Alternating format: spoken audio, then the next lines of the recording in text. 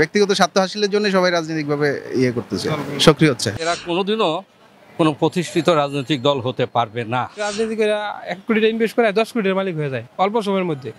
আমার মনে হয়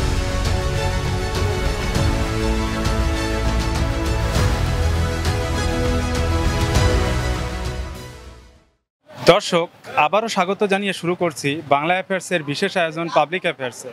সাথে আছি আমি মোহাম্মদ ইমামুল হাসান। অন্তর্বর্তীকালীন সরকার গঠনের পর গেল কয়েক মাসে কয়েক ডজন রাজনৈতিক দলের আত্মপ্রকাশ হতে দেখা গেছে। কেন এবং কী উদ্দেশ্যে এই রাজনৈতিক দলগুলোর আত্মপ্রকাশ হচ্ছে সাধারণ জনগণ থেকে আজকে আমরা সেটাই জানার চেষ্টা করব। দেশের যে একটা ভালোবাসা, দেশের প্রতি আমার ভালোবাসা থাকবে যে আমি দেশের উন্নয়নের কাজ করব, এটা ভাই কারো দিয়েই হয় না, কিন্তু এটা ডক্টর ইউনূসকে দিয়ে সম্ভব। উনি পারবে করার জন্য। দেশ তো সেই আপনার যুদ্ধের পরবর্তী সময় থেকে এখন পর্যন্ত মানুষের যে চাওয়াটা এখন পূরণ হয়নি, যারা ছিল সেভাবে মানুষের আকাঙ্ক্ষা পূরণ হয়নি, কিন্তু এখন মানুষ তাদের দিকে আসে থাকবে যে নতুন কিছু হলে হয়তো মানুষ ভোট ও ভাতের অধিকারটা পাবে। তাহলে যদি মূল লক্ষ্যটা যদি থাকে যে আমার দেশের জন্য কিছু করবো, তাহলে আমার মনে হয় নতুন দলগুলো আসলে কাজ করলে ভালো হবে।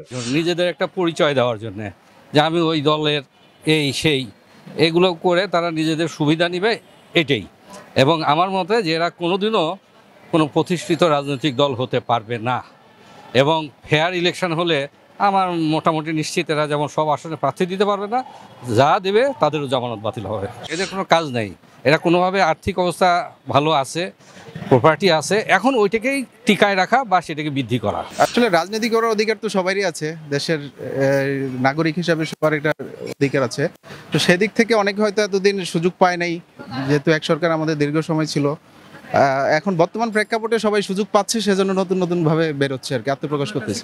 অনেক স্বার্থান্বেষী মহলও নতুন নতুন দল সৃষ্টি করে তার নিজের অবস্থানটাকে পাকাপোক্ত করার জন্য হয়তোবা এই ধরনের কার্যক্রমে লিপ্ত হচ্ছে আর কি। এই বেসিক রাইটসগুলো আদায় করার জন্য সে চিন্তা করতেছে যে আমি একটা দলের মাধ্যমে আমার এই মতামতগুলো প্রকাশ করব সাধারণ জনগণের কাছে।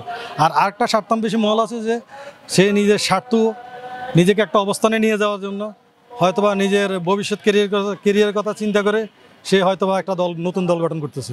একটা লোক ইনভেস্ট যদি 1 কোটি টাকা ব্যবসায় করে 1 কোটি 10 লাখ টাকা 1 বছর হইতে কঠিন হয়ে যায়।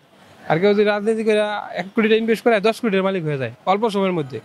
আমার মনে হয় এই জন্য জনগণের কল্যাণের জন্য রাজনৈতিক দল না, যার যার স্বার্থ হাসিলের জন্য এই সমস্ত দলগুলো হইতেছে।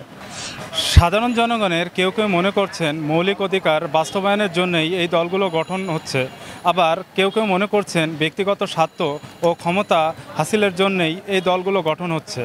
এ ধরনের ভিন্নধর্মী মতামত শুনতে ও দেখতে চোখ রাখুন আমাদের পাবলিক অ্যাফেয়ার্সে।